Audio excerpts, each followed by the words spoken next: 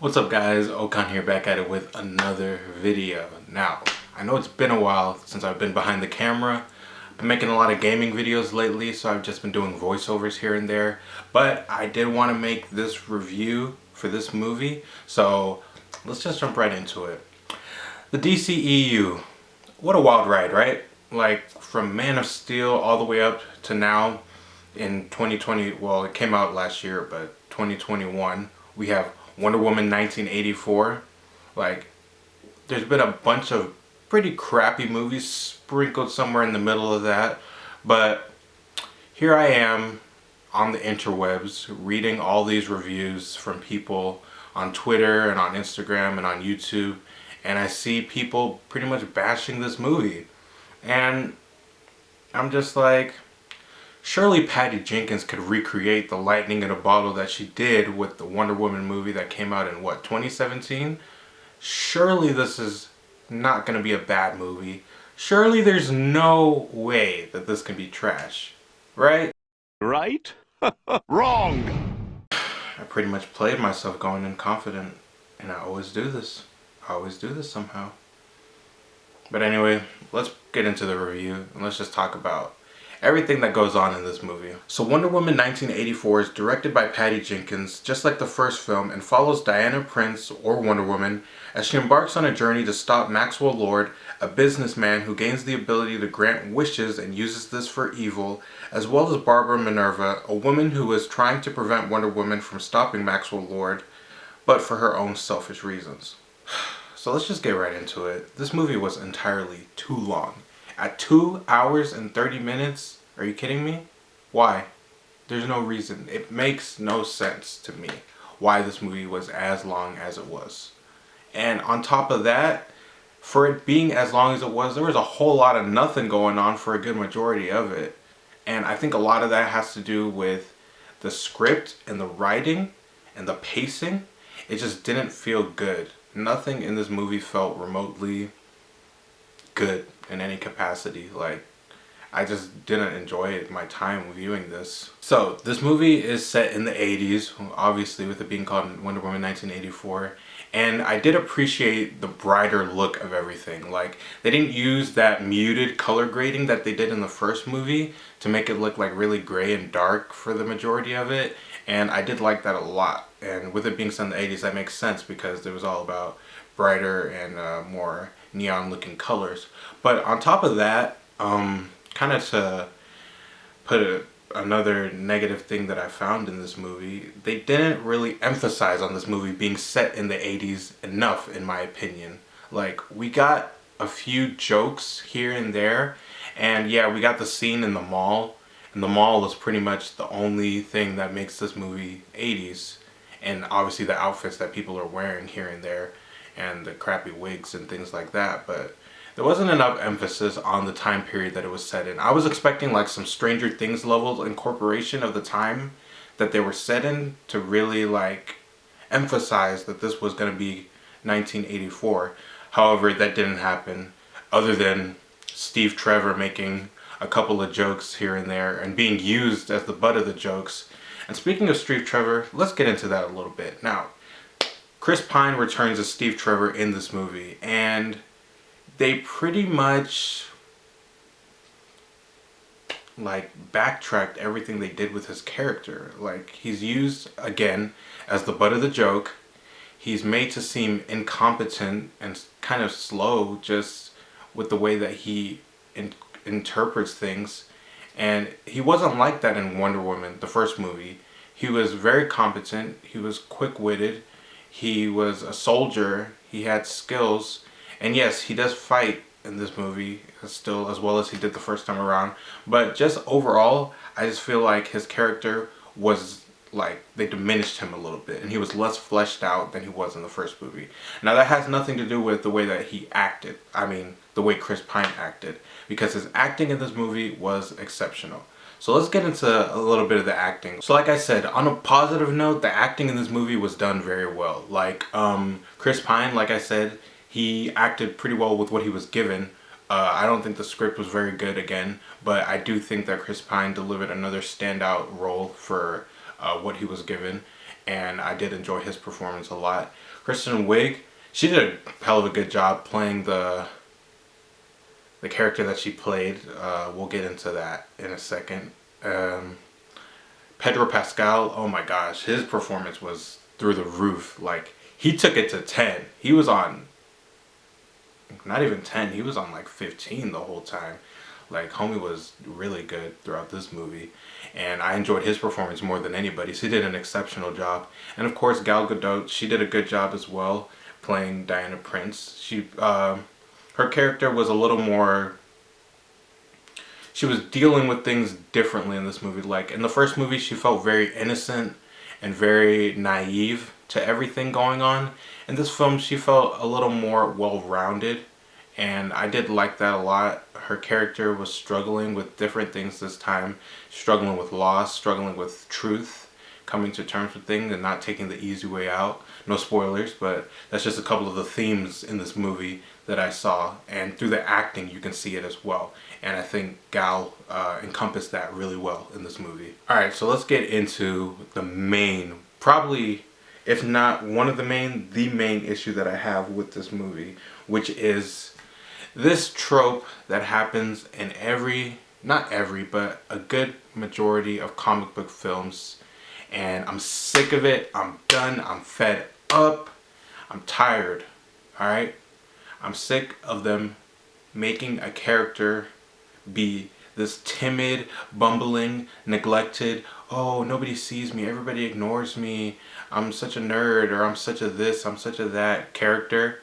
And then something happens to them, and all of a sudden they're super hot, or they're super cool, and everybody is attracted to them, or they become the villain 9 times out of 10. But we saw it with Jamie Foxx's character in The Amazing Spider-Man 2. We saw it with, I can't remember the actor's name, but we saw it in Iron Man 3.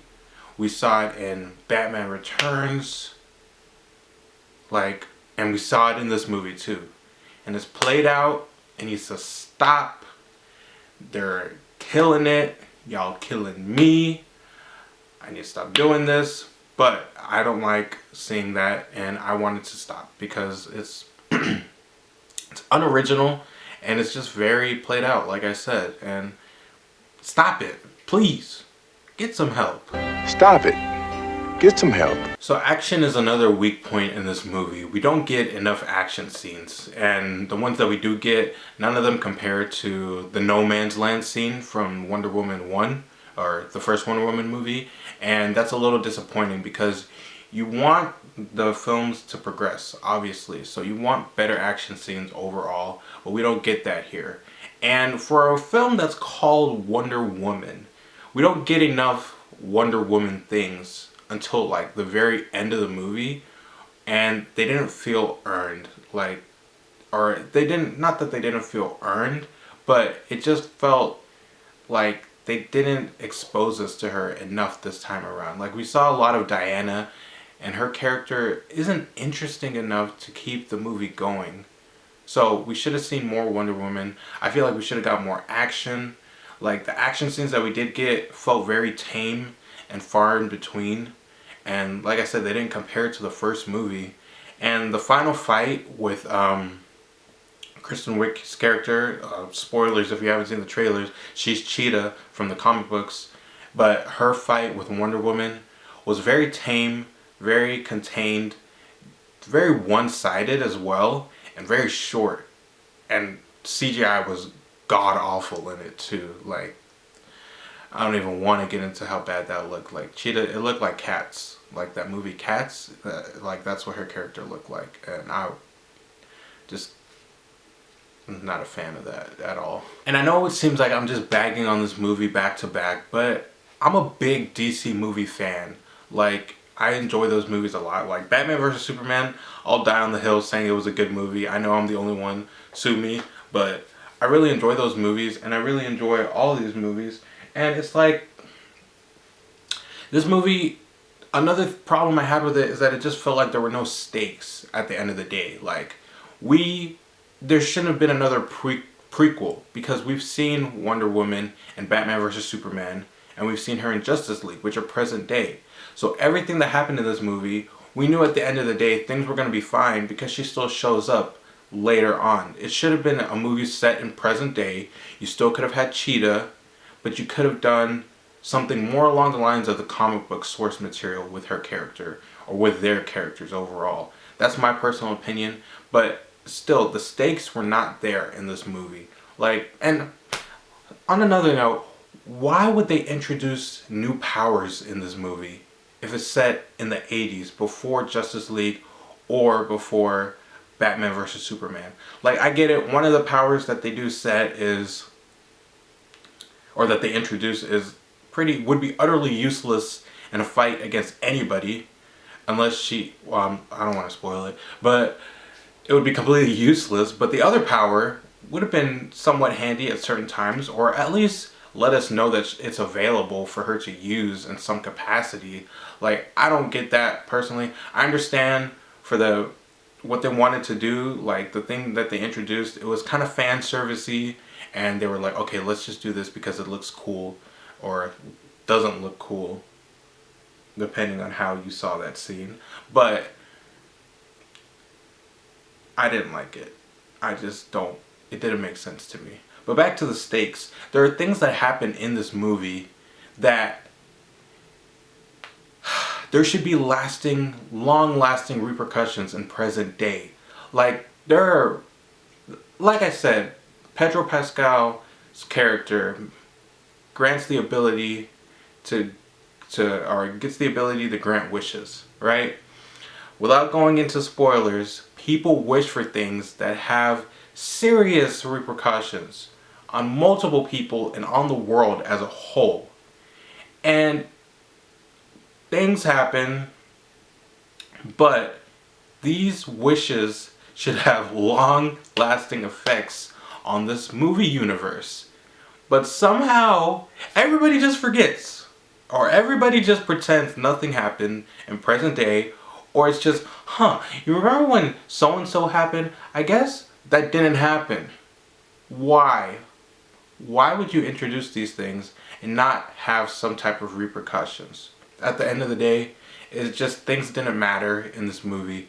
This movie feels like a throwaway to me in some capacity. Like, not that it shouldn't have been made, but it should have been made completely differently. Like, they could have not wasted the time with this storyline, or they could have made it a present day storyline and had a lot of things be done differently.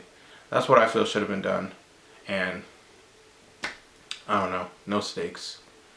Big mistake. I don't know. I thought I was going to be able to come in and say more positive things about this movie, but I was wrong, because there's not that much going for this movie overall. Like, it's just a big disappointment to me. And I wanted to like it. I really did, because like I said, big DC movie fan. I love Wonder Woman as a character, and I was expecting more from this, but we didn't get that, unfortunately. So this is what we're left with, and a lot of this should have been left on the cutting room table, but alas, here we are. On a positive note, I will say that Hans Zimmer did the score for this movie, and I did enjoy the music in it.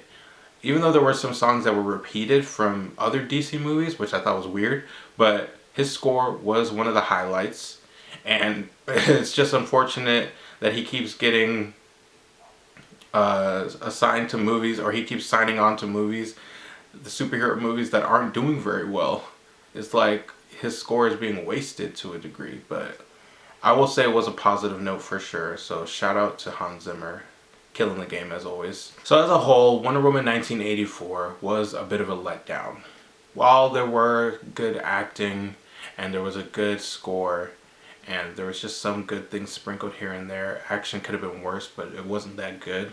As a whole, the pacing was off, the script wasn't good, there were no stakes, the setting could have been used better, and it seems like they gave Patty Jenkins more to do here, and they did, because she has a writing credit this time around, and it just seems like that was to its detriment, maybe to some degree. No discredit to Patty Jenkins though, because she's amazing and she's a great director, but I don't think that the writing went too well on this one. So a lot of things could have been done better, but as a whole, this movie kind of disappointed, so I'm a little sad about that. But it is what it is. And I'm going to go ahead and end the review there. You know, there was just a lack of cohesiveness overall, so we'll just leave it at that. But I do want to say thank you guys for watching, as always. I do appreciate the support.